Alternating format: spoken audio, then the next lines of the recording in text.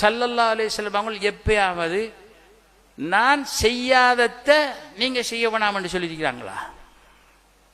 ஒரு ஹதீஸ், ஒரு போதனையில் நான் தடுத்தத நீங்க செய்யாதங்கன்னு தான் சொல்லியிருக்கிறாங்க. வமா நஹைதுகும் அன்ஹு ஃபஜ்தனிபு,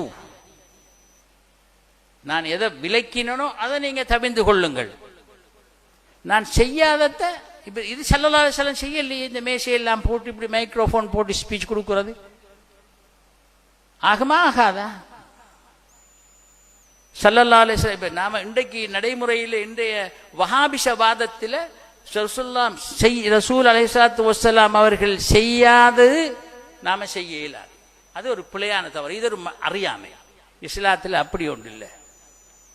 ஆனால் ரசூல் அலைஹிஸ்ஸலாத்து வஸ்ஸலாம் செய்யாத எதையும் நீங்க உலமாக்கிட்ட போறோம்னா அவங்க சொல்வாங்க, பார்த்து போட்டு இது வாப்பா இந்த விஷயம் நீங்க செய்ய போறது குர்ஆனுக்கும் ஹதீஸுக்கும் கான்ட்ரடிக்ட் ஆனது, முரணானது, எனவே இதுக்குரிய ஃபத்வா லா நாட் பெர்மிட்டட், ஹராம், லா யஜூஸ் என்று சொல்லுவாங்க.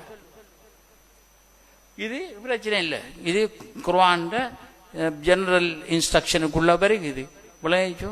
அல்லாஹ் தாலா நல்ல தச்சேன்னு சொல்லிக்க நல்ல வேலை. நான் ஒவ்வொரு செவ்வாய்க்கிழமையும் எனக்கு லீவு, அப்போ செவ்வாய்க்கிழமை அன்னைக்கு நான் ஏழைகளை சேர்த்து அவங்களுக்கு சாப்பாடு கொடுக்க போறேன் வீட்டில்.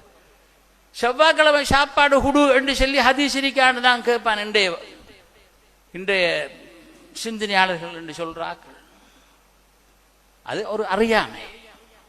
சாப்பாடு கொடுக்க சொல்லி அப்பாடி சாப்பாடு கொடுக்காதவன் மூதேவி என்று சொல்லியிருக்குது. இந்த சூரத்துல் அம்ம ஜிசுவில் இருக்கிற கடைசியில் இருக்கிற சூரத்தில் வாசிச்சு பாருங்க. சாப்பாடு கொடுக்கறத தடுக்கிறவன மூதேவி என்று சொல்லி. அப்போ அப்படி இருக்கும் பொழுது அப்போ நீங்கள் உங்களுக்கு வசதியான டைமில் சாப்பாட்டை கொடுப்பீங்க. எனக்கு செவ்வாய்க்கிழமை ஃப்ரீ நான் கொடுக்குறேன், என்னைக்கு அதில் பிரச்சனை இல்லை. இல்லை செவ்வாய்க்கிழமை நீ கொடுக்குறாய். அது போல அப்படித்தான் பிம்பாச போன்றவர்கள் ஃபத்வா கொடுத்தார்கள். இன்றைக்கும் அவர்களை பின்பற்றுகின்ற அறிஞர்கள் அவ்வாறு ஃபத்வா கொடுக்குறாங்க. இதுக்கும் சிந்தனைக்கு அல்லாஹ் சுப்ஹானஹு வ தஆலா மனுஷனுக்கு இந்த அறிவை கொடுத்து அதை ஒரு நியமத்தாக கருதி இதை அதை பாவிக்கிறது தான் இபாதத்து என்று சொல்லி கொடுத்துக்க. எனக்கு சுக்ர் செய்யணும் என்று சொன்னால், எனக்கு தேங்க்ஸ் பண்ணணும் என்று சொன்னால், அவனுக்கு இந்த அக்கலை தந்ததுக்கு இதை பாவி என்று சொல்லிக்கிறான். அது நாங்கள் அதை பாவிக்கிறதில்ல. ஏன்னு சொன்னால் நாங்கள் வேறு விஷயங்களை கொஞ்சம் இதை பாடமாக்கி வச்சுட்டு கிளிப்புள்ள போல கத்திட்டு இருக்கிறோம். இது சேலஞ்ச்.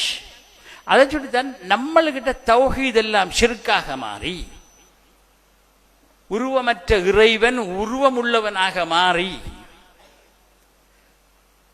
அல்லாஹ்வுடைய ரசூலாக அல்லாஹ்வுடைய ரஹ்மத்தின் வெளிப்பாடாக வந்த ஸல்லல்லாஹு அலைஹி வஸல்லம் அவர்கள் நம்மை போன்ற ஒரு சாதாரண மனிதராக மாறி, அஹ்லு சுன்னா வல் ஜமாஅ என்றாலே என்னவென்று தெரியாத மக்களாக நாங்கள் இருந்து கொண்டிருக்கிறோம் என்றால் இதை நாம் சரிப்படுத்த வேண்டியது நமது முதல் கடமை.